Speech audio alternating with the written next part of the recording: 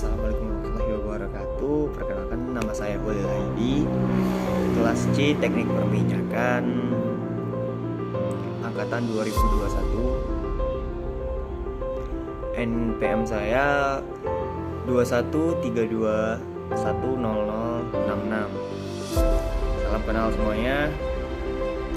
Tetap jaga kesehatan di masa pandemi ini.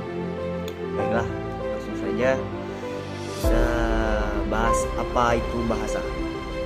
Bahasa menurut KBBI secara linguistik sebagai sistem lambang bunyi arbiter yang digunakan oleh anggota suatu masyarakat untuk bekerja sama, berinteraksi, dan mengidentifikasikan diri. Terus bagaimana bahasa bisa terbentuk? Apa ada beberapa faktor yang tentunya membuat bahasa itu sendiri baik secara internal maupun eksternal. Di dunia ini diperkirakan ada lebih dari 7.000 bahasa, mulai dari Mandarin yang merupakan bahasa yang paling banyak digunakan, disusul oleh bahasa Spanyol, Prancis, bahasa Inggris tentunya. Kemunculan bahasa untuk pertama kali menjadi sebuah pertanyaan yang menarik. Peneliti bersepakat kalau kemunculan bahasa mulanya tahun 100.000 sebelum Masehi. Menurut Om Noam Chomsky, bahasa muncul pada 60.000 hingga 100.000 tahun lalu di Afrika. Bahasa menjadi sebuah unsur budaya yang pasti ada di setiap perbedaan. Keberagaman bahasa yang ada di dunia muncul dari bahasa-bahasa tertua di dunia.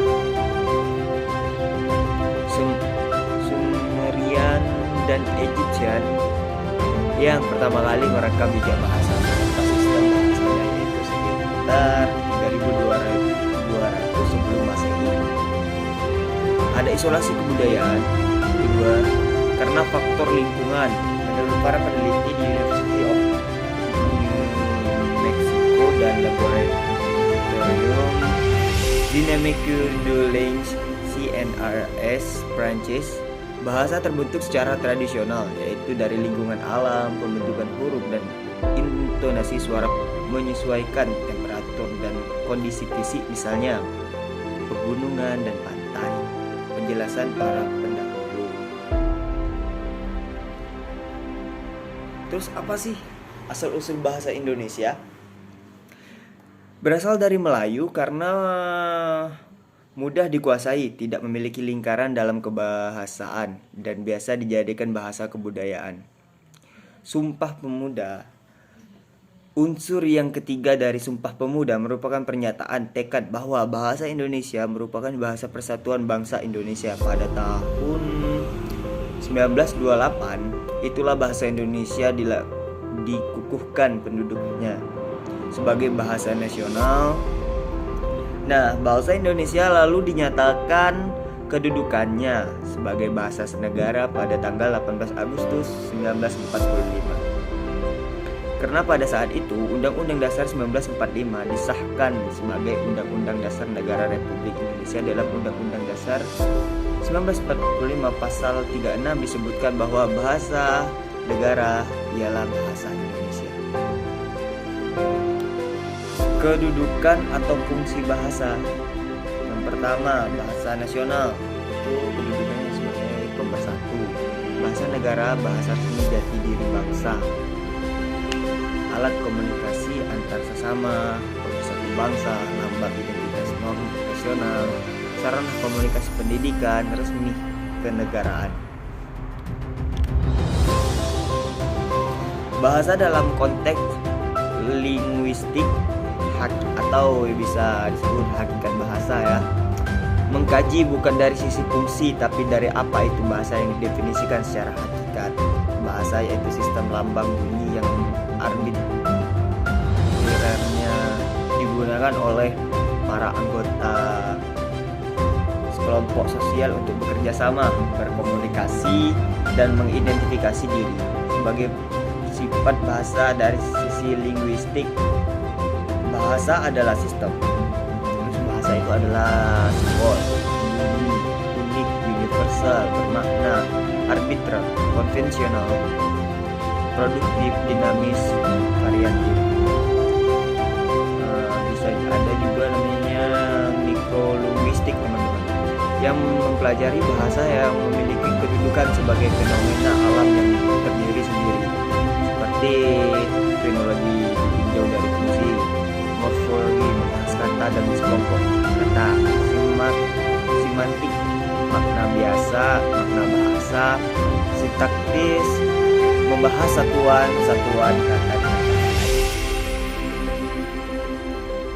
Ada lagi makrolinguistik teman-teman, mempelajari hubungan bahasa dengan faktor di luar bahasa, fenotik, penyelidik penghasilan, penyampaian dan penerimaan bunyi bahasa.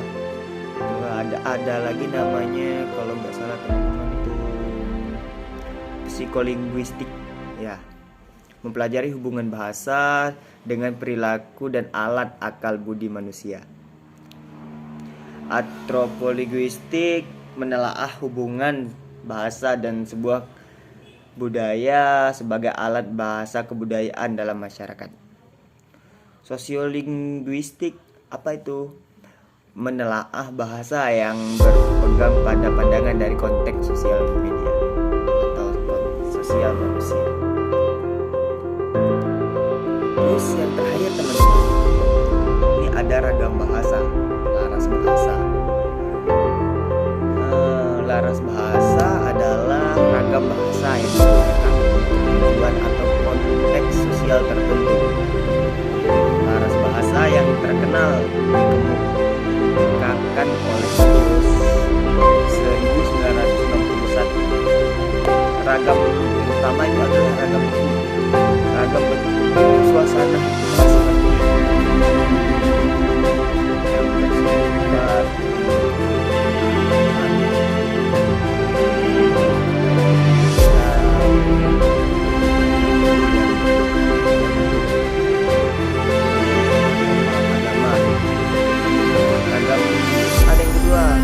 ragam resmi untuk komunikasi resmi negara. Ragam konsultatif. Ragam konsultatif itu biasa digunakan dalam pembicaraan keputusan seperti di sekolah, kampus, atau tempat yang formal gitu. Terus ada ragam santai ya, nongkrong lah ya.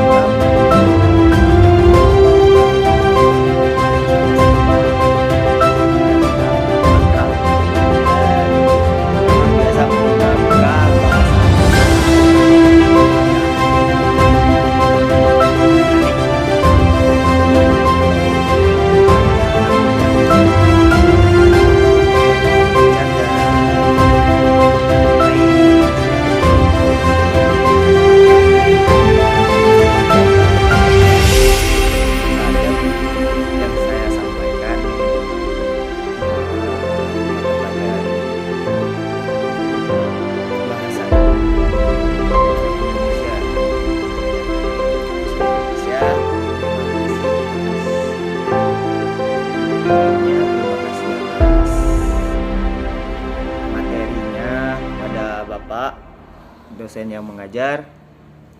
Saya berpamit dulu. Sekian. Wabillahi taufiq wal hidayah. Wassalamualaikum warahmatullahi wabarakatuh. Salam Om Swastiastu, salam kebajikan.